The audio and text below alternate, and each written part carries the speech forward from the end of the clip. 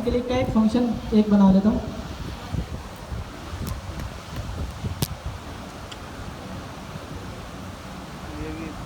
और इसको एक कॉल बैक बना लेता हूँ ताकि मेरा ये यूज़ हो। और मुझे क्या करना है, जब मैं उस बटन को क्लिक करूँ तो क्या हो, एक वैल्यू इंक्रीमेंट हो जाए।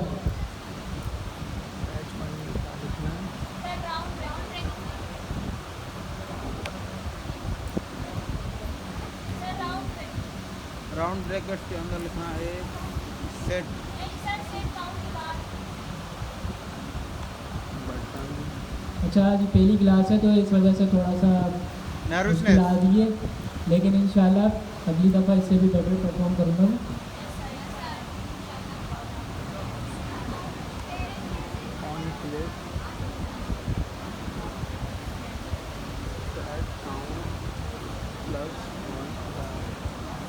ये सारा फोकस तोड़ देता है।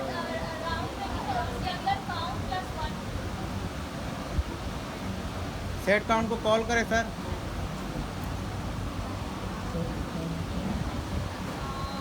फंक्शन को कॉल करें ना, सेट काउंट का फंक्शन है ना, उसको कॉल बटन क्यों नहीं दे रहा? बटन एरर क्यों दे रहा? या टेक्स्ट अबे सेट काउंट है ना, तुमने उसको कॉल किया हुआ है ना, ये देखो राउंड ब्रेक लगा के वो नहीं लगा रहा ना।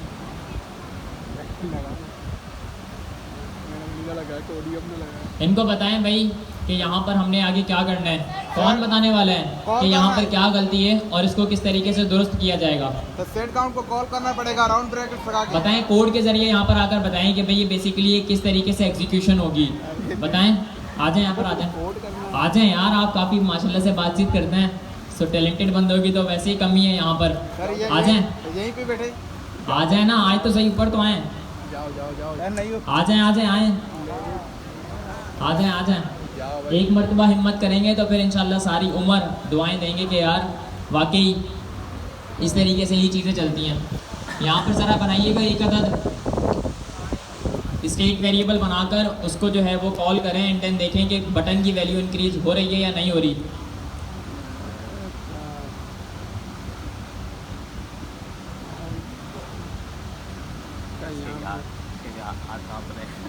ये पूरा ही कहाँ पर है? ये क्या लिख रहा है?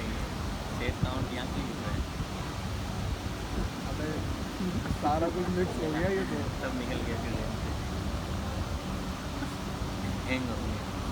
तो ऊपर भी डेटा लिखा हुआ सेट है, काउंट सेट काउंट ऊपर लिखा हुआ हाँ है, ना। कॉल हुआ हो पहले ही। सेट काउंट पहले, काउंट +1 हाँ भाई। सेट काउंट पहले ही कॉल हो चुका है। यहाँ क्या काउंट लिखा इसके अंदर आएगा काउंट। हमारे पास देखें आप आ गया काउंटर, जैसे मैं इसको क्लिक करूँगा बटन को, जब काउंट सर नहीं मच्छा पड़ा देगा नहीं यार वो तो क्या देखें, जैसे इन्होंने अब्दुल्ला भाई ने एक अदद हमें काउंटर बनाकर दिखाया है और बताया है कि बेसिकली ये काउंटर का रोल क्या होता है और किस तरीके से हम इन तमाम तर चीज़ों को लेकर चलते हैं। सो एक मरतबा पुरज़ोर तालियां बजा दें इनके लिए, क्योंकि ये फर्स्ट टाइम बातचीत कर रहे हैं तो शायद यकीनन परेशानी होती है, हेक्टिक होता है बंदा कि यार घबराहट भी होती है यकीनन, बट ओवर टाइम में चीज़ें सही हो जाती हैं। खैर मैं वापस अपने लैपटॉप पर आ जाता हूँ एंड देन हम इन तमाम तर चीज़ों को कंटिन्यू करते हैं। मैं फोन के चक्कर में मोबाइल गिरा दिया और तुम्हारे लिए तालियां बजाने जा रहा था, मोबाइल गिर गया। ठीक है भाई। अब्दुल्ला भाई आप भी थोड़ी देर हैंग हो गए थे उधर जाके। हाँ भाई प्रॉपर है, पसीने आ रहे पैरों है में। भाई। पैरों में जाके देखो सॉफ्टवेयर अपडेट नहीं हो पाया ना यार। हाँ काउंट ये सेट डाउन नहीं किया मैंने यार, तुमने ऊपर देखा ही नहीं ना। वहाँ पे जाके पता चलता है क्या पहले ही वैल्यू कॉल हुई है तो मुझको दोबारा कॉल कर दोगे और ब्रैकेट के अंदर, ब्रैकेट के अंदर कॉल करना उसके 26 सेकेंड। अच्छा ये वाला काउंट कहाँ से आया? ये तो आपने जो है ना एक मिनट को ये कौन लिया, ठीक है, सही है। वेरिएबल लिया आपने। ओके चलें जी। काउंट जो है ना अच्छा ये एक बात वेरिएबल है। बताएं, नोट जेएस किससे इंस्टॉल नहीं होती देंगे ना अपने वो इसमें जाके सिस्टम के अंदर अंदर। स्टोर होगी। सही है। ये कभी वेरिएबल कभार हमें मसला आता और है ना ये कि जो है हम ना ये नोट जेएस फंक्शन है इंस्टॉल सेट करने काउंट। बैठते हैं और आपने यहाँ फंक्शन को कॉल किया नहीं हो रही होती। और यहाँ तो वेरिएबल आपने में क्या करना है, सिंपल कर एज दिया लिखना है नोट जेएस डाउनलोड और इसके बाद आपके सामने इनकी ऑफिशियल वेबसाइट आ जाएगी। आपने क्या करना है, ये node.js.organization ये इनकी ऑफिशियल वेबसाइट है जो कि किस में लिखी गई है, रिसेंटली इसका रीराइट हुआ है किसके अंदर, Next.js के अंदर। मतलब इससे पहले ये वेबसाइट दूसरे टेक स्टैक के ऊपर थी, पर इस टेक स्टैक को तब्दील कर दिया गया Next.js ने, Next.js की ऑफिशियल वेबसाइट की सूरत में। तो यहाँ पर आपको एक बटन नज़र आ रहा है, download Node.js LTS, yes sir. आ रहा है नज़र। सिंपल एज दैट मैं इसके ऊपर क्लिक करता हूँ तो मेरे सामने कुछ इस तरीके से एक अदद क्या हो रही है, फाइल इंस्टॉल हो रही है। अब ये हो चुकी है, इस पर मैं क्लिक करूँगा और क्लिक करने के बाद मेरे सामने कुछ इस तरीके से एक पॉपअप बना आ जाएगा। पॉपअप बनने के बाद मैं सिंपल एज दैट इन ऑप्शंस के ऊपर क्लिक करूँगा, नेक्स्ट नेक्स्ट नेक्स्ट करता जाऊँगा और मुझसे ये एक मरतबा परमिशन मांगेगा और परमिशन देने के बाद Node.js ऑफिशियली मेरे पास इंस्टॉल हो गया है। अब इसको चेक करने का तरीक़ेकार क्या है, मैं सिंपल एज दैट लिखूँगा CMD लिखने के बाद यहाँ पर मेरे सामने एक अदद ऑप्शन आ रहा है, मतलब एक UI आ रही है। यहाँ पर मैं सिंपल एज दैट लिखूँगा Node-V, इससे मुझे पता चल जाएगा कि भाई Node.js का कौन सा वर्जन मेरे सिस्टम में इंस्टॉल हुआ हुआ है। तो जैसा कि आप देख सकते हैं कि भाई यहाँ पर मेरा Node.js इंस्टॉल हो गया है। अब मैं Next.js का एक प्रोजेक्ट बहुत ही सिंपल तरीके से बना सकता हूँ। Next.js के प्रोजेक्ट को बनाने का तरीक़ाकार क्या है, जैसे कि आप सबको मालूम है कि सबसे पहले हमने एक अलग फोल्डर बनाना है। सिंपल एज दैट मैं इसमें लिख देता हूँ क्लास 7। आज हमारी 7वीं क्लास है ना? जी सर। एग्जैक्टली ऐसा ही है। ये मेरे सामने फोल्डर बनकर आ गया है, इसके अंदर मैं एक अदद टर्मिनल खोल लेता हूँ। ये टर्मिनल खुलकर आ गया है और मैं इसमें लिखता हूँ कोड डॉट लिखूँगा तो यकीनन ये IDE के अंदर मुझे नज़र आ जाएगा। और ये ID वही है, नज़र आ रही है आपको स्क्रीन पर, यहाँ पर नज़र आ रही है ID। चले मैं इसको थोड़ा बहुत जूम कर लेता हूँ ताकि आपको मज़ीद ये नज़र आए। खैर जो भी है, सिंपल एज डैट यहाँ पर आपने क्या करना है, टर्मिनल खोलना है। जैसा कि आप सबको मालूम है कि भाई टर्मिनल खोलने का तरीक़ेकार क्या है, यही तरीक़ेकार है टर्मिनल को खोलने का। तो यहाँ पर मैं क्या लिखूँगा, npx create next app @latest, और उसके बाद मैं चाहूँ तो एक फ़ोल्डर का नाम दे सकता हूँ जिस फोल्डर के अंदर ये प्रोजेक्ट इंस्टॉल हो, या फिर मैं चाहता हूँ कि अगर इसी फोल्डर के अंदर ये प्रोजेक्ट इंस्टॉल हो तो मैं लिखूँगा ./ ये लिखने के बाद मेरे सामने एक अदद एरर आ रहा है और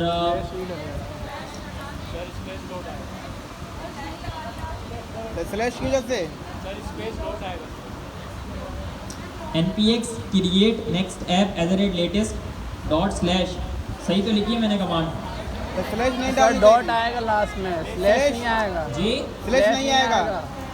स्लैश यार आएगा। स्लैश का मतलब ये होता है कि आप जो है वो अपनी इस करंट डायरेक्टरी के अंदर फोल्डर को पुट करना चाह रहे हैं, तो स्लैश हटा देते हैं।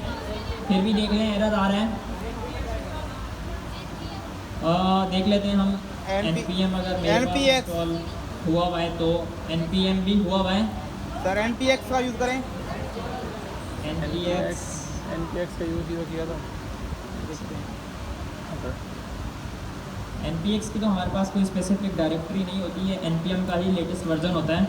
असल में ये मेरा लैपटॉप नहीं है, भाई का लैपटॉप में उठा कर ले आऊँ टक्कर में, तो इसमें कुछ भी इंस्टॉल नहीं हुआ हुआ। मुझे देखना पड़ेगा कि इसके अंदर क्या इशू है। देखने से बेहतर ये है कि मैं क्या करता हूँ, मैं सिंपल एज दैट अपनी एक गिटहब रिपोजिटरी को क्लोन कर देता हूँ जिसके अंदर मैंने Next.js का एक प्रोजेक्ट बनाया हुआ है।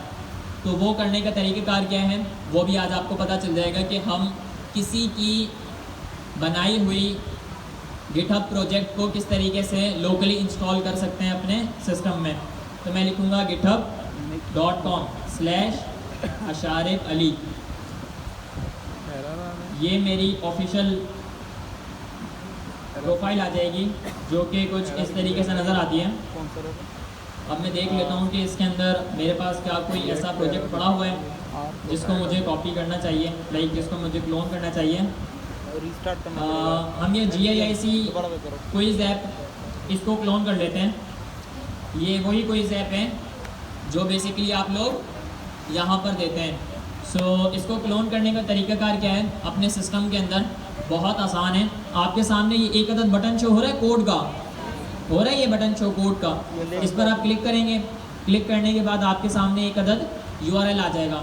आपने क्या करना है, इस URL को कॉपी करना है। क्या करना है, URL को कॉपी करना है।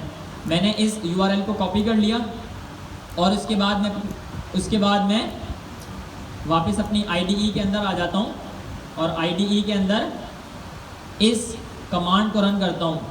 कमांड को रन करने का तरीकेकार क्या है, आपने यहाँ पर लिखना है गेट, क्या लिखना है, गेट, गेट के बाद लिखना है क्लोन, गेट के बाद क्या लिखना है, क्लोन।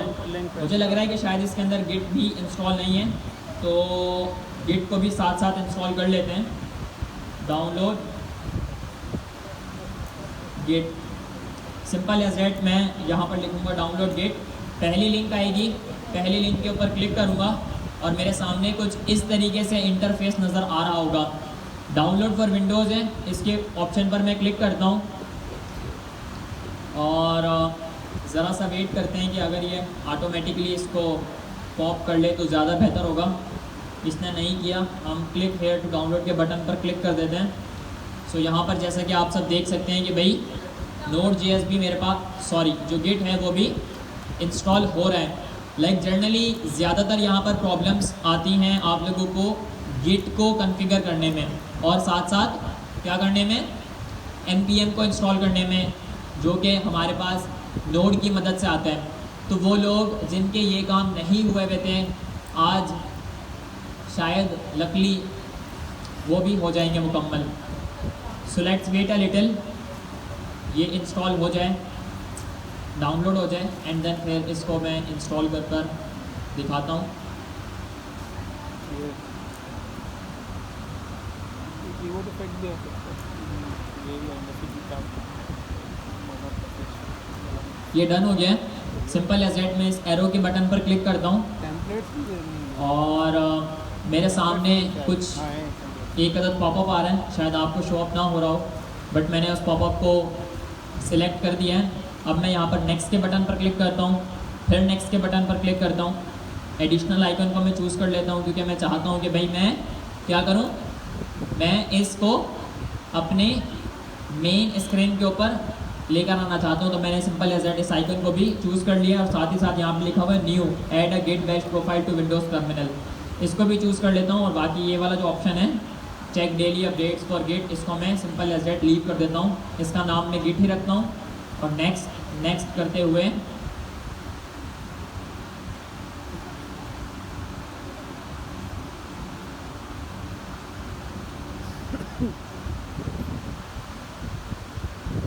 इसको इस तरीके से इंस्टॉल कर लेता हूँ। सो ये इंस्टॉल हो रहा है। अगर आप लोगों के पास अभी तक गिट इंस्टॉल नहीं हुआ हुआ या फिर इसके साथ साथ npm यानी नोड इंस्टॉल नहीं हुआ हुआ तो आपने वो लाइव देख लिया है कि ये हम किस तरीके से करते हैं। So let's wait a little. जैसा कि आप सब देख सकते हैं कि भाई ये सक्सेसफुली इंस्टॉल हो गया है, तो मैं फिनिश के बटन पर क्लिक करता हूँ और इसके बाद यहाँ पर जाकर देख लेता हूँ कि क्या मेरे पास गिट इंस्टॉल हुआ हुआ है। अगर मेरे पास ये गिट बैश आ रहा है तो इसका मतलब है कि मेरे पास गिट इंस्टॉल हो गया है। तो बेसिकली ये जो हमारे पास गिट बैश है ये एक अदद लिनक्स का टर्मिनल है। लिनक्स के टर्मिनल से मुराद ये है कि हम इसका इस्तेमाल करते हुए प्रोग्रामेटिकली अपने कंप्यूटर से भी बातचीत कर सकते हैं। कभी मुझे टाइम मिला तो यकीनन मैं ये काम भी आपको कर दिखाऊंगा, बट अभी के लिए हम वापस अपनी IDE के अंदर आ जाते हैं और मैं एक और टर्मिनल खोल लेता हूँ कुछ इस तरीके से। यहाँ पर ये मेरे पास अभी पावरशेल का टर्मिनल खुला हुआ है। मैं चाहता हूँ कि मैं गिट वाले टर्मिनल में यहाँ से स्विच हो जाऊँ, तो स्विच होने का तरीका बहुत सिंपल है। ये जो एरो बना हुआ है इस आइकन के ऊपर मैं क्लिक करूँगा और उसके बाद यहाँ पर लिखा हुआ है ये सिलेक्ट डिफ़ॉल्ट प्रोफाइल, लिखा हुआ है सिलेक्ट डिफ़ॉल्ट प्रोफाइल, इस बटन के ऊपर मैं क्लिक करूँगा। इसके बाद यहाँ पर मैं सेकंड ऑप्शन के ऊपर मुझे नज़र आ रहा है गिट बैश, आपको शायद थर्ड फोर्थ या फिफ्थ ऑप्शन के ऊपर नज़र आ रहा होगा। सिंपल एज दैट इसको मैं क्या कर लूँगा, सिलेक्ट। अब मेरे पास ये सिलेक्ट हो गया है। तो अब बाय डिफ़ॉल्ट जब भी मैं कोई टर्मिनल खोलूँगा तो वो टर्मिनल किसका खुलेगा, गेट बैश का टर्मिनल खुलेगा। किसका टर्मिनल खुलेगा, गेट बैश का टर्मिनल खुलेगा। अब इसकी छोटी सी दो कॉन्फ़िगरेशन है जो कि हमें करनी होती हैं। मैं उसकी कमांड देख लूँ, git config dash dash user dot name. अगर मैं सही हूँ तो शायद मैं ये कमांड सही लिख रहा हूँ, फिर भी मैं इसको एक मरतबा कंफर्म कर लेता हूँ। इसकी करेक्ट कमांड क्या है अभी पता चल जाएगा।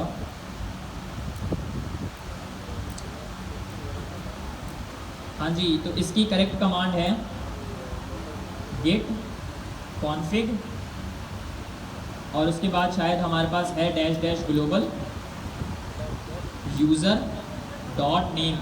यानी बेसिकली मैं यहाँ पर गिट की कॉन्फ़िगरेशन कर रहा हूँ इसको अपने गिटहब के अकाउंट के साथ मिलाने के लिए। तो मिलाने का तरीक़ेकार ये है कि मैं सिंपल एज दैट यहाँ पर क्वोटेशन मार्क्स के अंदर अपना नाम लिख दूँगा, यानी अपना यूज़र नेम लिख दूँगा कुछ इस तरीके से।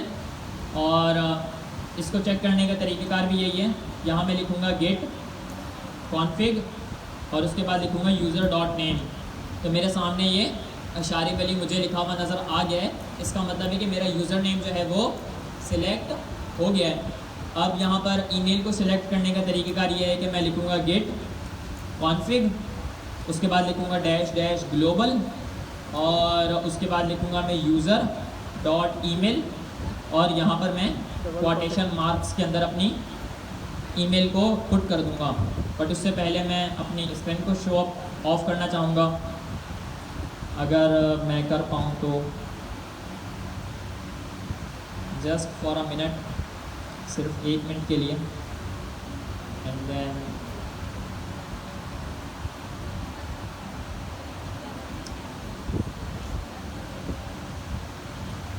सिर्फ 1 मिनट के लिए मैं सिंपल एज दैट अपनी पर्सनल ईमेल को यहाँ पर पुट कर दूँ। मैंने आपको बताया था ना अपना वाक़या, अपना सीन याद है ना आप लोगों को कि मैंने किस तरीके से नुकसान किया था। तो बराए करम ऐसे नुकसान से बचने के लिए प्राइवेसी थोड़ी बहुत मैटर करती है। तो मैं अपनी ईमेल को यहाँ पर पुट कर लेता हूँ और एक मरतबा इसको चेक भी कर लेता हूँ कि क्या मैंने सही ईमेल को पुट किया है या नहीं। तो जी मेरी ईमेल भी यहाँ पर कॉन्फ़िगर हो गई है। अब मैं इस प्रोफाइल को हटा देता हूँ और वापस क्या करता हूँ, स्क्रीन को शेयर कर देता हूँ। So let's wait a little, the password. Code भी इसी के देखो ना, अगर ये और एकदम कोई क्या तो ये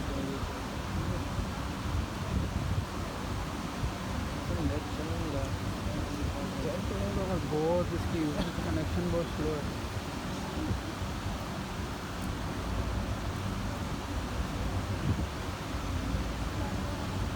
ये तो पहले पोर्टफोलियो बनाने में बड़ा बेहतरीन होगा।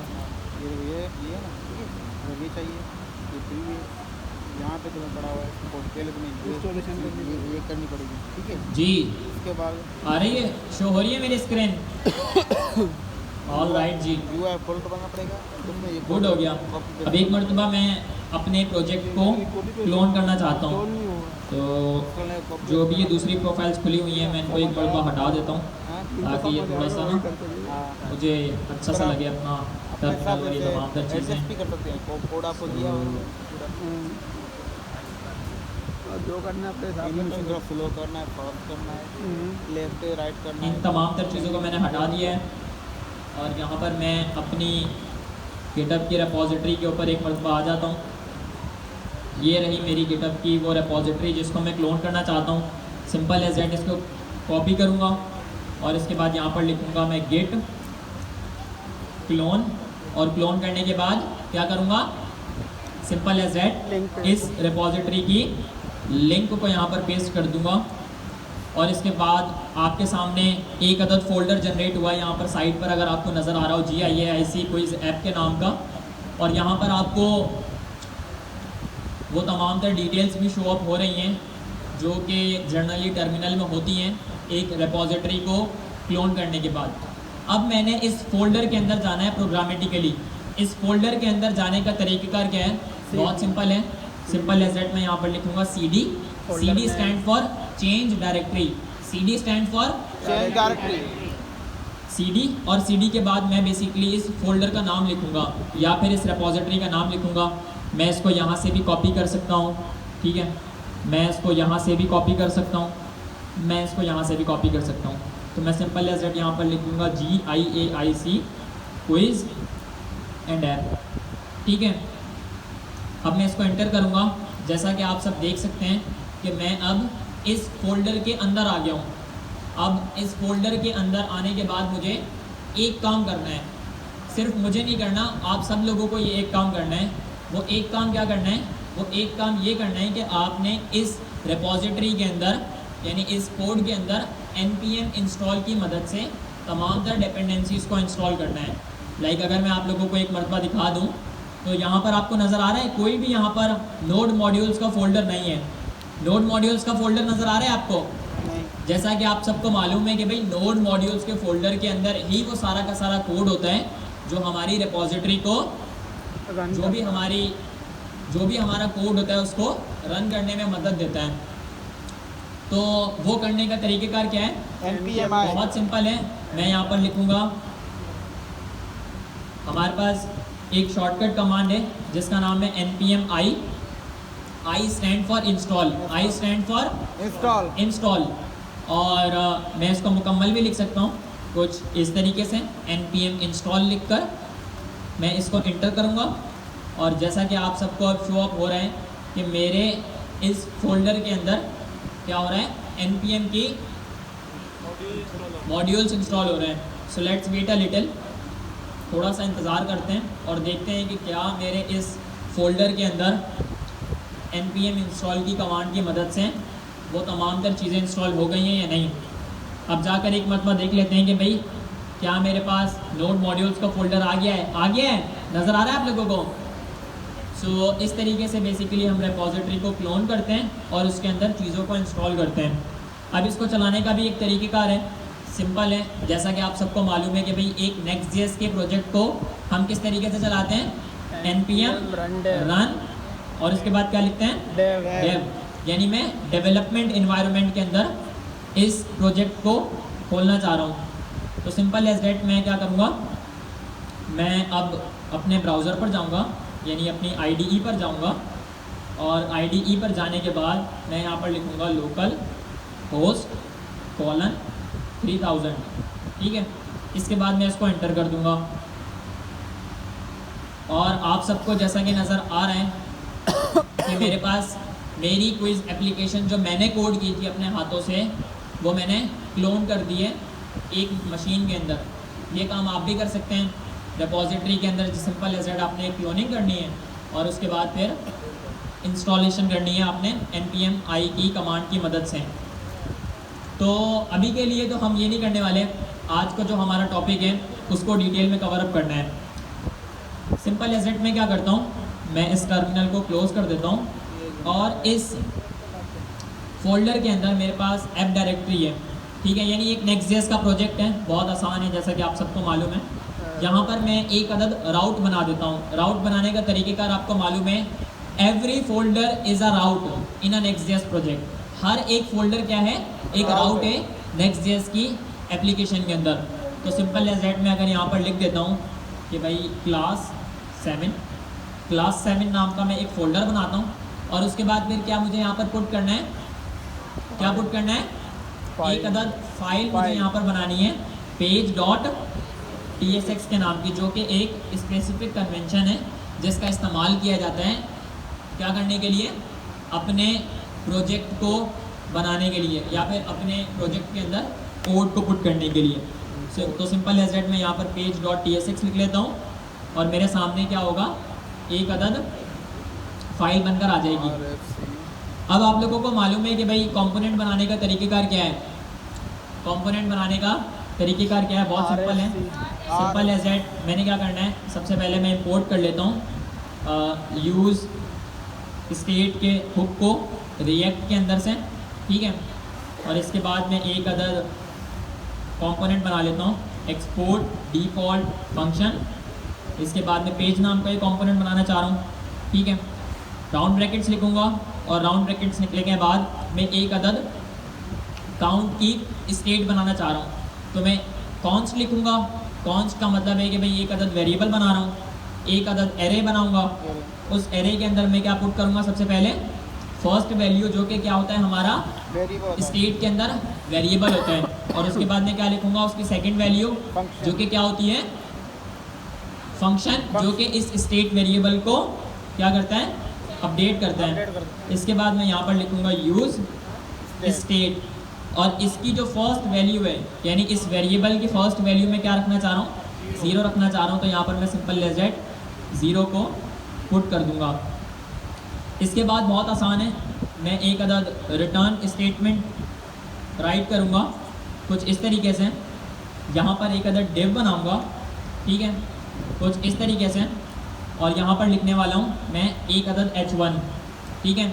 और h1 के अंदर मैं क्या पुट करूँगा, काउंट। काउंट क्या है मेरा, एक अदद वेरिएबल है। और इसके बाद बहुत आसान है, जैसा कि आप सबको मालूम है कि मैं बटन एक बनाने वाला हूँ, एक बटन बनाऊँगा, ठीक है। इसके अंदर मैं एक अदद ऑन क्लिक हैंडलर का इस्तेमाल करूँगा, जो हमने लास्ट क्लास के अंदर भी किया था। अब एक अदद एरो फंक्शन बनाऊँगा जो कि कुछ इस तरीके से बनता है, जहाँ पर मैं वो फंक्शन की वैल्यू दूंगा जिसको बेसिकली मैं अपडेट करना चाह रहा हूँ, और इसके पैरामीटर्स के अंदर मैं काउंट दूंगा, यानी वो वेरिएबल जिसकी वैल्यू को मैं इंक्रीज़ करना चाह रहा हूँ, और उसके अंदर 1 दूंगा। 1 का मतलब ये है कि जैसे ही मेरे बटन के ऊपर क्लिक हो तो 1 से इसको इंक्रीमेंट कर दो। यहाँ पर मैं कुछ भी दे देता हूँ, मिसाल के तौर पर मैं ये देता हूँ इंक्रीज़, क्या दे देता हूँ, इंक्रीज़।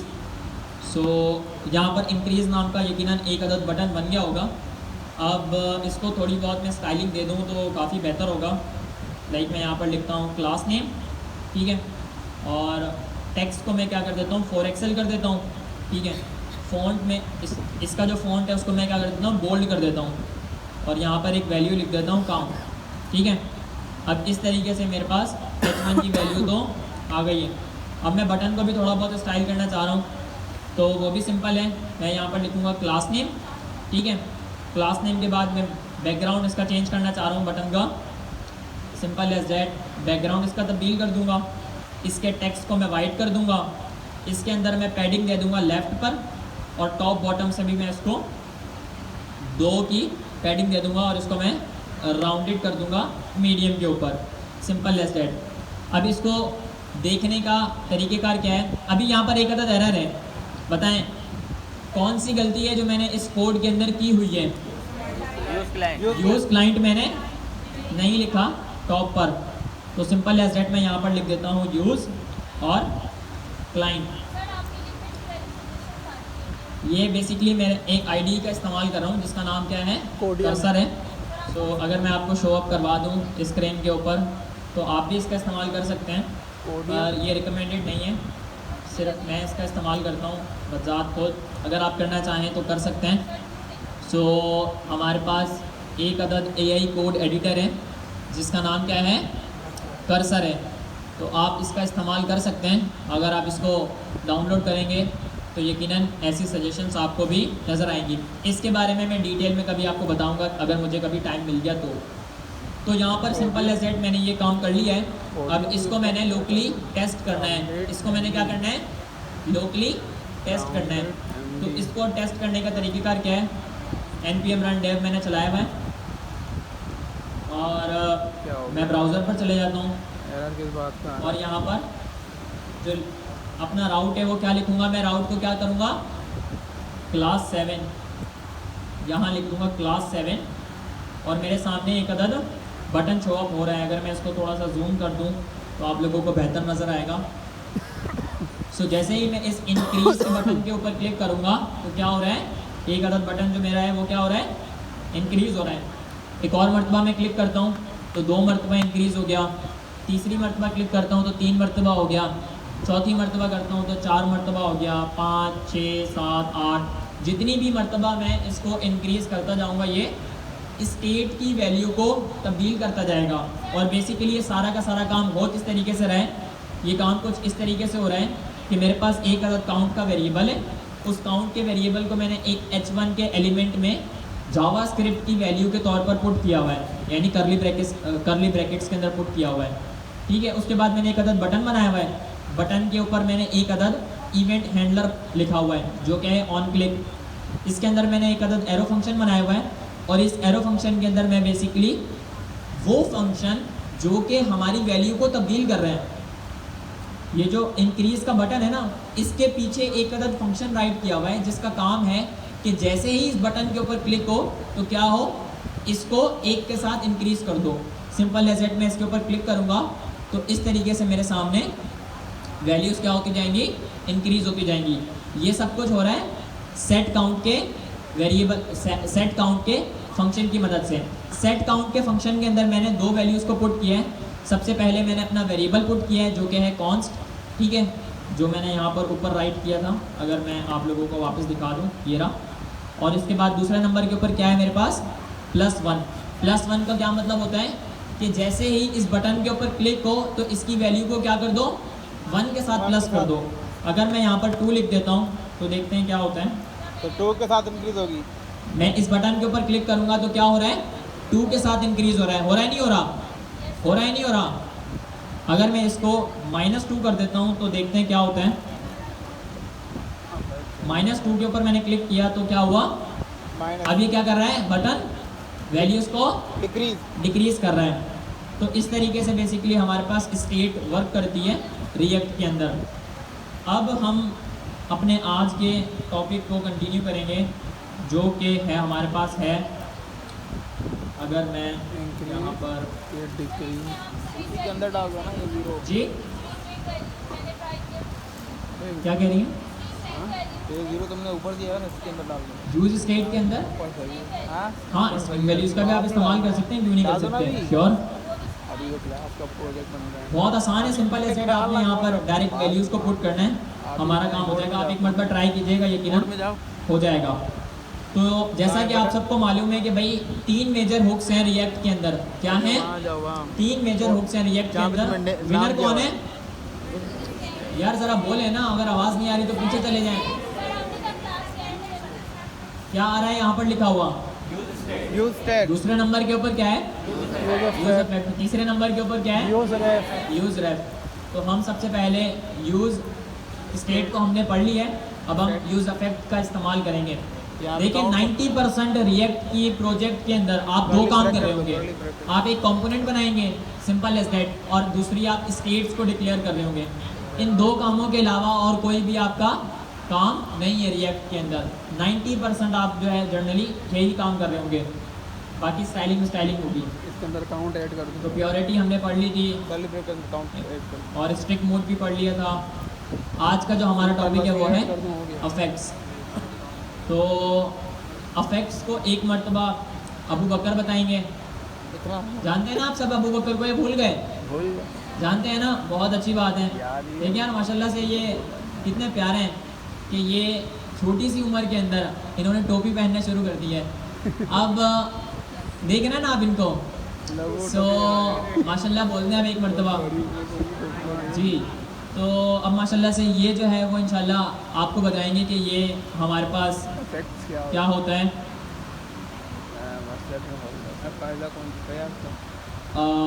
क्या होता है ये अल्लाह भला करे, यूज़ इफेक्ट का हुक। तो इसको ये डिटेल में कवर अप करेंगे जी अबू बकर।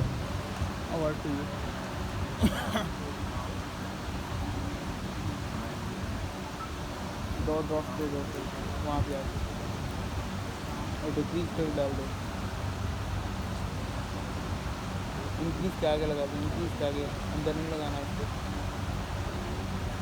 हाँ ठीक है, ये भी ठीक है। क्या लगाया अब आ गया ना। एक तो माउस बड़ा बोल्ड कर दो, लेकिन फोर्थ क्लास में मिल जाएगा। इंक्रीज का बोल्ड ना हो, टेक्स्ट बोल्ड कर दो।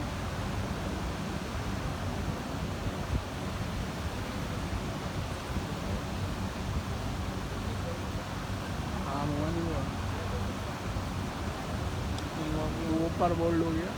ऊपर वाला की बोल किया भाई।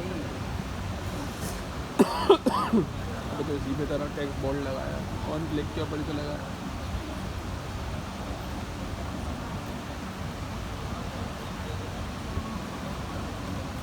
एक तो देखो यार, अल्ट कहाँ है? अल्ट सेलेक्ट कर दो, कोड एक जगह आ जाए। वो कर दिया क्या तुमने? फॉर्मेटिंग कर दी है? हाँ, रिपअप कर दिया उसको। फॉर्मेटिंग डॉक्यूमेंट अब और अजीब सा हो गया, समझ नहीं आ रहा। अब समझ में आ रहा है ना पूरा। क्लास लिखी हुई है नीचे, वो कॉल किया है। स्टेट समझ आने लग गई ना, बटन के अंदर क्या क्या आ रहा है।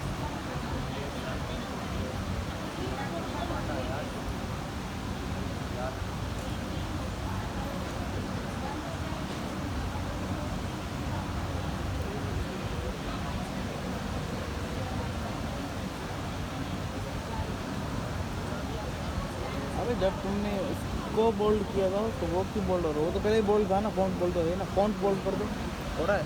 अरे तो वो तो H1 बोल्ड किया है ना, देख रहे हो काउंट बोल्ड हुआ हुआ पहले से ही। यही प्रॉपर्टी इसको भी दे दो, फॉन्ट बोल्ड वाला। क्लास नेम आ दो फॉन्ट बोल्ड दे दो। इसको, बटन को। हाँ, अबे यार इसकी बत्ती जलानी पड़ेगी। अस्सलाम वालेकुम, वालेकुम अस्सलाम। मेरा नाम अबू बकर है और आज हम लोग पढ़ेंगे यूज़ इफ़ेक्ट। फॉन्ट बोल्ड तो है। एक तुमने डाला हुआ है ना ऊपर फॉन्ट बोल्ड। अरे हाँ, अपने को कभी कभी याद नहीं रहता था इसलिए से। क्योंकि रिकॉर्डिंग भी साथ साथ चली है ना। फॉन्ट, अबे फॉन्ट लिख दिया यार। अबे क्या? अब देखते हैं क्या होगा। हो गया। अब हुआ इंक्रीज में काम किया, डिक्रीज में डिक्रीज अलग डालना पड़ेगा ना भाई। ऑटोमेटिक होना चाहिए ना यार।